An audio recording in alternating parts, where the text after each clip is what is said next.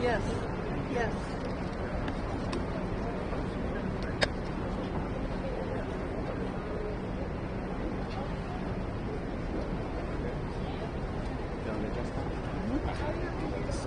All right. Hi, everyone. Thank you all for being here today. As many of you know, Jessica Leeds is a courageous voice among the women who have come forward with allegations of sexual assault against former President Donald Trump. Today, speaking alongside Jessica will be reproductive freedom activist Amanda Zeroski and Kaitlin Joshua, who will share their harrowing stories about the tragic impact that the Supreme Court's decision to overturn Roe v. Wade has had on women across this country. And then we'll have some time after to take some Q&A. So with that, I'm going to turn it over to Jessica.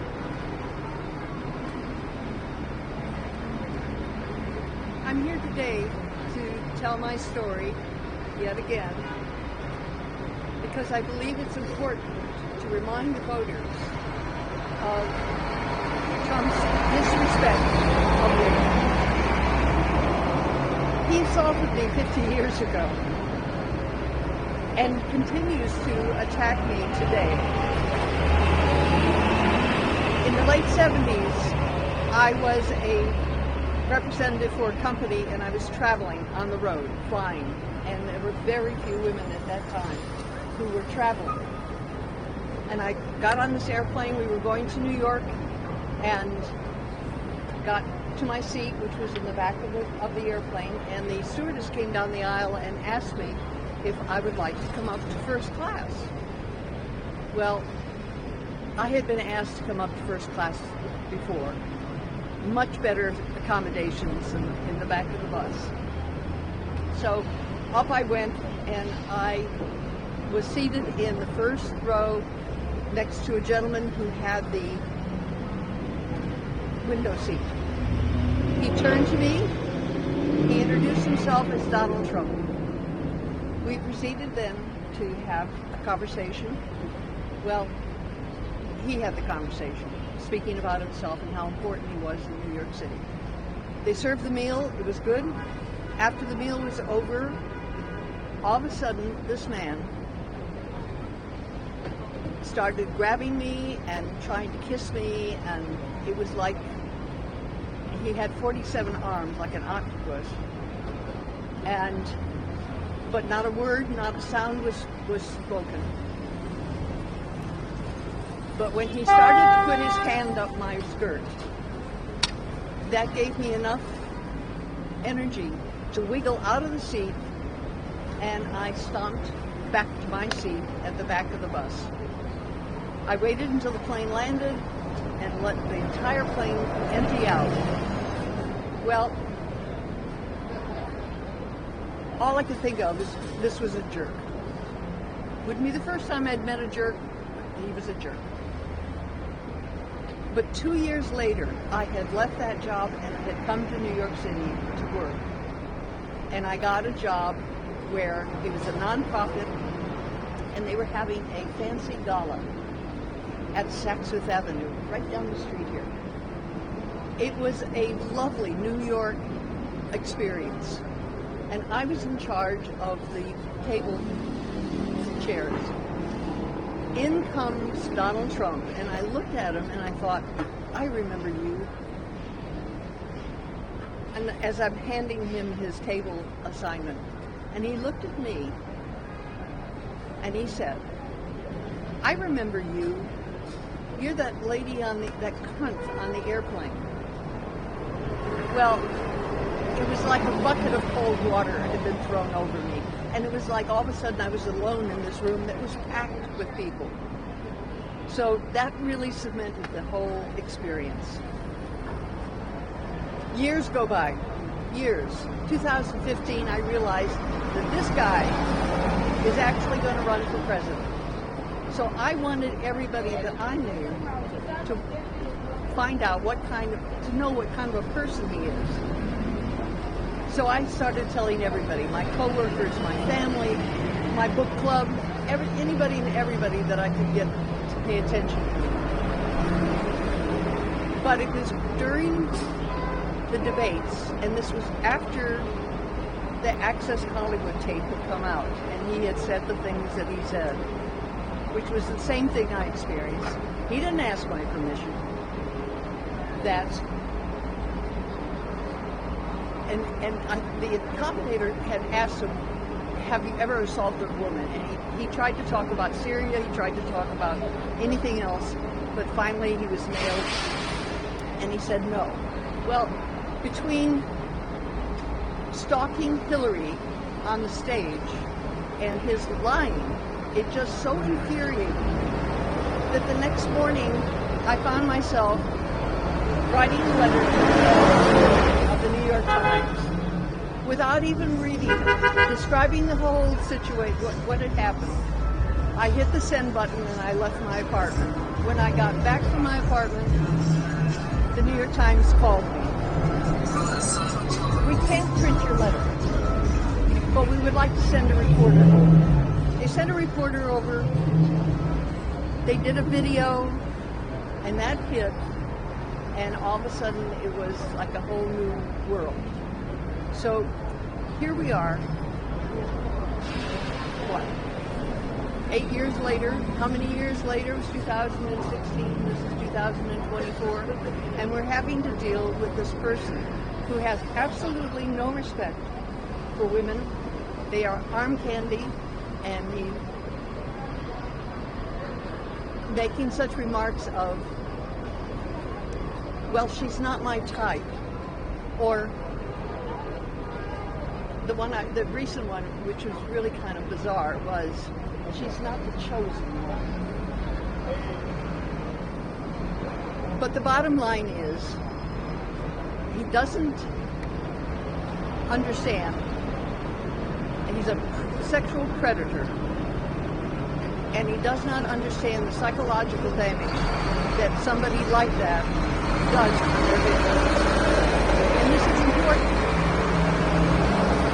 And getting the Supreme Court passed so that they changed and passed Dobbs has meant that the women of America are going to doubly suffer. And this is not acceptable. This is not acceptable. So I'm here to say we just cannot allow this person back into the White House. And for their experience, I'd like to turn the platform over to a panel.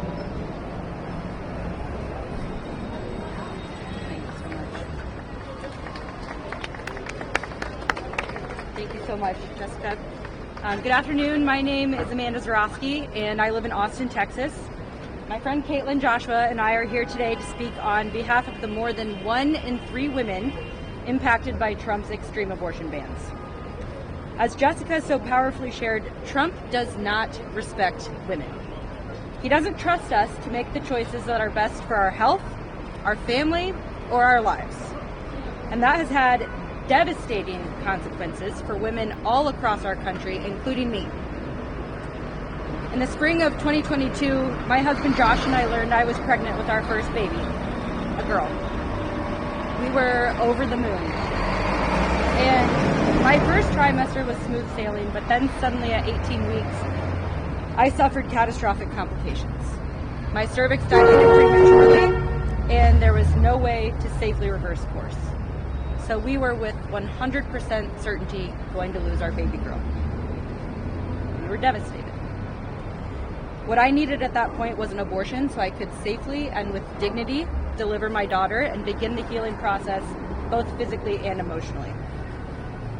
But unfortunately, this was post-Roe, Texas, and the near-total abortion ban had gone into effect just 2 days after my water broke. Ending the pregnancy would have been considered an illegal abortion. My doctor would be at risk of loss of her license and even jail time. So I was told to wait until I got so sick that my life was considered in danger, which is one of the rare exceptions in Texas where a doctor can actually intervene.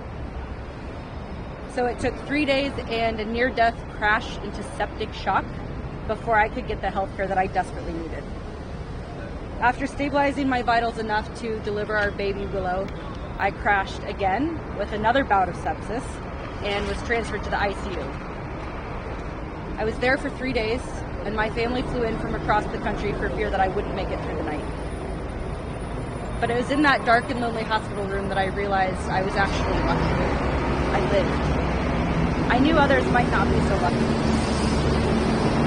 What I went through was nothing short of barbaric, and it didn't need to happen. But it did because of Donald Trump and his allies, who continuously brag about killing Roe v. Wade.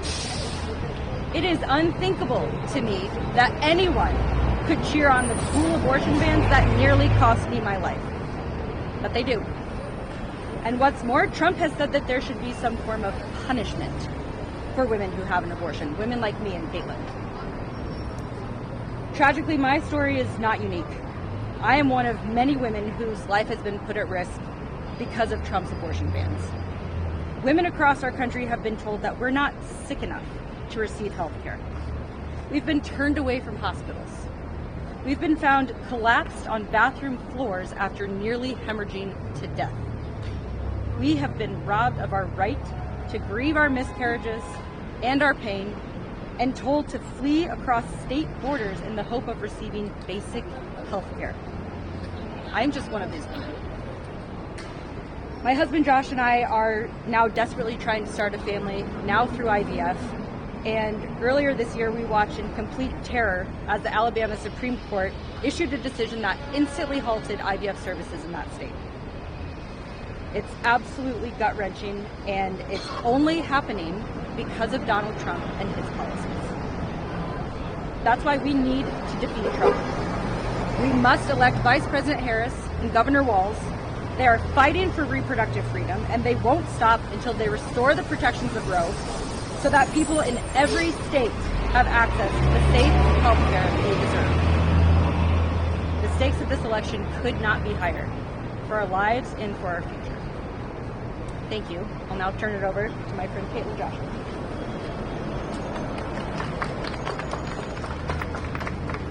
Good afternoon. My name is Kaitlin Joshua, and I'm from Louisiana. I'm here today to speak about the stakes of this election for reproductive freedom and the threat a second term of Trump poses. Just weeks following the overturn of Roe v. Wade in 2022, my husband Landon and I were thrilled to find out I was pregnant. Our daughter was 4 at the time, and we thought it was the perfect time to have a second baby. But Louisiana's abortion ban impacted my pregnancy from the very start. When I called to schedule my first prenatal appointment, I was told I would have to wait an entire month. I asked on the phone, is this because of what I think? And they said yes. Because of the abortion ban, prenatal appointments were being scheduled later, when miscarriages are less common, to avoid potential medical legal liability for medical providers. Early on, unlike during my first pregnancy, I experienced mild cramping and spotting. Then at around 11 weeks, just 1 week before my first prenatal appointment, I started experiencing major blood loss and pain worse than childbirth. My husband was at work, so I drove myself to the local emergency room. There, the medical team evaluated me and told me that my fetus had completely stopped growing. I realized I was having a miscarriage, but because of the state's abortion ban, the healthcare team was afraid to tell me what was happening. They sent me home saying they would pray for me. The next day, the bleeding and pain got worse. After being turned away the previous day, I met my mom and husband at a different hospital. I was losing so much blood at this time, the security guard put me in a wheelchair. The standard treatment for a miscarriage, for anyone that doesn't know, what I was experiencing in that moment is exactly the same as abortion care. Yet in the second hospital, I was told by the staff, we're not doing that right now, and to go home and wait. Ultimately, it took me weeks for me to pass that pregnancy at home, and I was absolutely terrified. This experience has made me see how Black women die at alarming rates in this country. I've received hundreds of letters from women across Louisiana who have had similar experiences, and we know this is happening in states across the country. Because of abortion bans, physicians simply cannot practice medicine based on their training and expertise. We're simply asking for the most basic level of maternal health care, but because of Donald Trump, we are being denied that basic level of care. Donald Trump is responsible for overturning a Roe v. Wade. He brags about unleashing these extreme abortion bans across the country and calls them a beautiful thing to watch. He has said women should be punished for having an abortion and that states have a right to monitor women's pregnancies and enforce those laws. And he has no plans to stop there. Donald Trump says he would like to lead the way in passing a nationwide abortion ban. No state would be safe if that happens. That's why I'm doing everything I can to defeat Donald Trump and elect Vice President Harris and Governor Tim Walz. They are fighters for reproductive freedom, and they won't rest until they restore our reproductive freedom in this country and ensure people in every single state have access to the care they need. The stakes could not be higher than this election, y'all. It's on all of us to step in for the fight for our lives, our freedoms, and our futures depend on it. Thank you so much to Jessica and Amanda for sharing their stories today. I'm now going to pass it over to Zach for questions.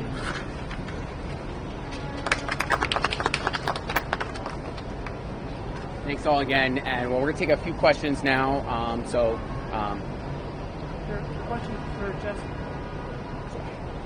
for Jessica. What was going through your mind when you heard Trump's comments on Friday about your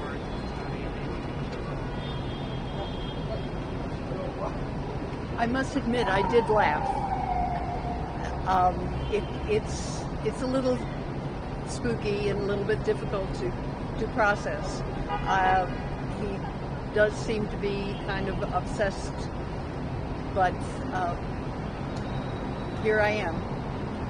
Please, are you considering filing a defamation lawsuit against the former president at this point? Well, we're considering a number of options because of his latest remarks, but no decision has been made at this time. I see you here today, like very, very strong and standing in front of this building. And I remember a year ago, you kind of came out of testimony like a little nervous, and you said it was uncomfortable to tell it. You wouldn't want to tell the story again. It was uncomfortable. So, what kind of inspired you to come here today? Well, during a court case, sitting in a room with a judge and a jury, it's a jury of your peers, and you're telling a story that makes everybody uncomfortable. It's different when you're either telling friends or you're telling your family, although it was difficult for my son. But for a gathering of people, then it is a little bit easier. But in a court case, you're on your mettle. You want to make sure that what you're saying is the absolute truth, because the jury knows when you're lying. Time for one Here more. on behalf of the Harris campaign, are you a surrogate? No, not at all. So who's paying for this whole event? I mean, you didn't pay for this yourself, correct? No, I have no financial interest in this at all. Okay, last question. We have time for one more. Sorry. We've heard from E.T. Carroll and we've heard as well about after Trump has fired her publicly that she experienced manipulation, death threats. Is that anything that you can relate to when he says things like he said on Friday after the testified trial? I don't have any internet, Facebook presence, so I have not ever experienced any threats. In fact, I've only received, not only from New York people, but the people who live in the town that I now live in, I have received nothing but a thank you and a comment that you're so brave, which is enough to put the fear of God into you. But the bottom line is, just about every woman has experienced, and probably some men, has experienced some physical, sexual aggression in their life, in their work, in their home. They do not forgive. And they go on with their lives, but it's never the same. All right. Thank you all so much for being here. We really appreciate it.